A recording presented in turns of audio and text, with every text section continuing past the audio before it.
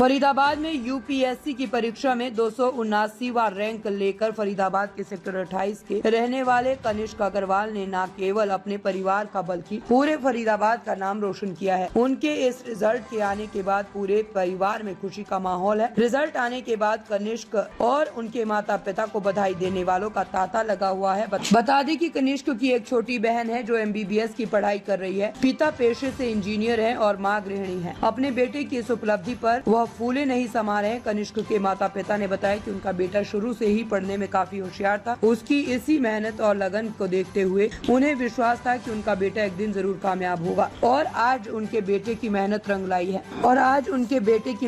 लाई है। उनके बेटे ने यूपीएससी की परीक्षा पास कर ली है। वहीं कनिष्क का कहना है कि उन्हें जो भी पद मिलेगा वह अपने पद का सदुपयोग करेंगे। आज यूपीएससी के नतीजे घोषित हुए और नतीजे घोषित होने के बाद फरीदाबाद के सेक्टर 28 में रहने वाले कनिष्क अग्रवाल के घर पर बधाई देने वालों का तांता लगा हुआ है। यूपीएससी में 279वां रैंक हासिल करने के बाद कनिष्क काफी खुश नजर आए। इस मौके पर मीडिया से बात करते हुए उन्होंने कहा कि सुबह से ही इस रिजल्ट का इंतजार था। वह बार बार नेट पर रिजल्ट चेक कर रहे थे और जैसे ही रिजल्ट सामने आया उनकी खुशी का ठिकाना नहीं रहा। उन्होंने बताया कि उनके पिता इंजीनियर है जिसके चलते उनका ट्रांसफर होता रहता है। शुरुआती पढ़ाई उन्होंने गुजरात से की। उसके बाद उन्होंने देश के कई अलग अलग राज्यों से अपनी पढ़ाई पूरी की। IIT क्लियर करने के बाद उन्होंने यूपीएससी की तैयारी की। इसको लेकर वह सुबह उठने के बाद अपनी पढ़ाई पर ध्यान देते थे और रात 10 बजे तक वह अपनी पढ़ाई पूरी कर सोते थे। इस दौरान उन्होंने सोशल मीडिया से, हालांकि यूट्यूब और नेट से उन्होंने काफी कुछ सीखा है। यदि कोई यूट्यूब और इंटरनेट का सदुपयोग करे तो उसे काफी कुछ सीखा जा सकता है।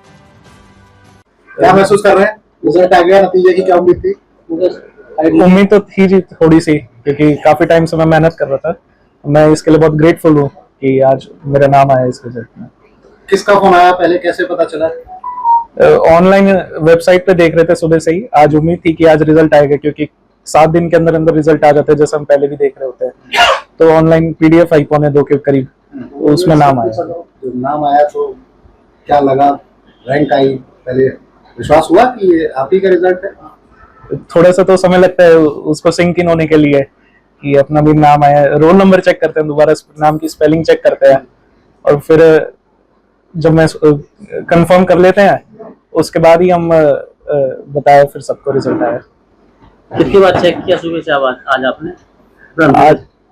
आज सुबह से ही कर रहे थे लगातार, हर घंटे और 10-15 मिनट में मोबाइल पे रिफ्रेश ही कर रहे थे साइट को। अच्छा, जब ये रिजल्ट आ गया और पता चला, क्या रैंकिंग आई आपकी? पहले तो ये बताइए। मेरी रैंक 279 आई है। 279। इसका मतलब क्या बनने वाले हैं अब आप?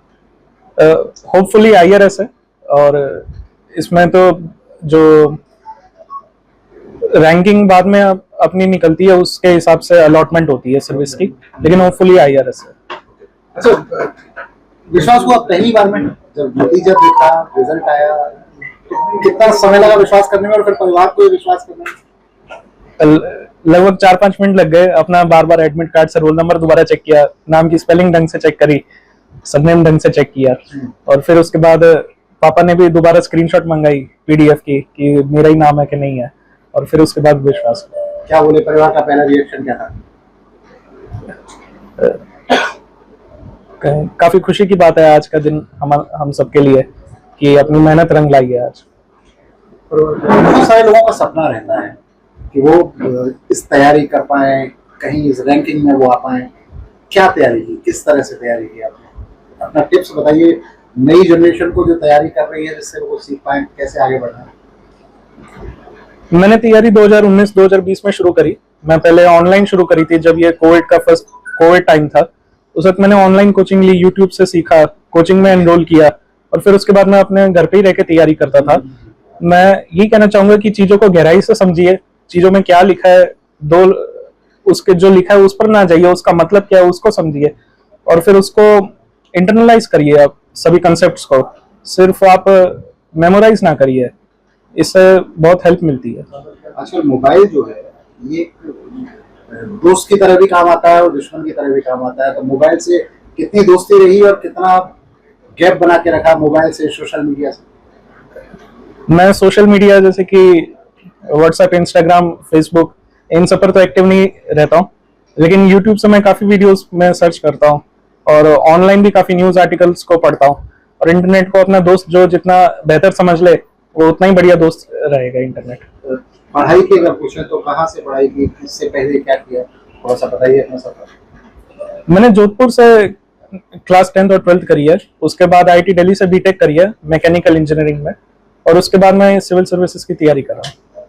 बीटेक करने के दौरान सिविल सर्विसेज आके जंप कैसे कैसे मूड बदला? ये अपन को आईआईटी में भी सिखाया ही जाता है कि आपने जो पढ़ा है उसको मैक्सिमम लोगों तक अपनी समझ पहुंचाइए, ताकि मैक्सिमम से मैक्सिमम लोगों का फायदा हो पाए अपने।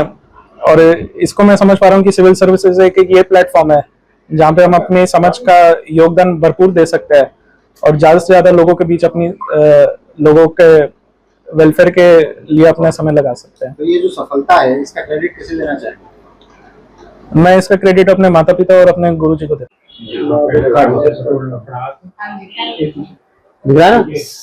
सर नाम क्या है आपका? मेरा नाम सतेंद्र कुमार अग्रवाल है। अग्रवाल जी, वो हिंदी फिल्म का गाना है कुछ तो बहुत होंगे सर। हाँ, बहुत खुश है। क्या चल रहा है? मन में जो मतलब था इच्छा, मतलब हो गया, बच्चे ने वो प्राप्त कर लिया है, तो बहुत अच्छा लगा। नतीजा जब आया और जिस तरह की पढ़ाई उसकी हो रही तो आज नतीजे के बाद कहीं लगता है कि जिंदगी जो तपस्या थी सफल हुई। क्या तपस्या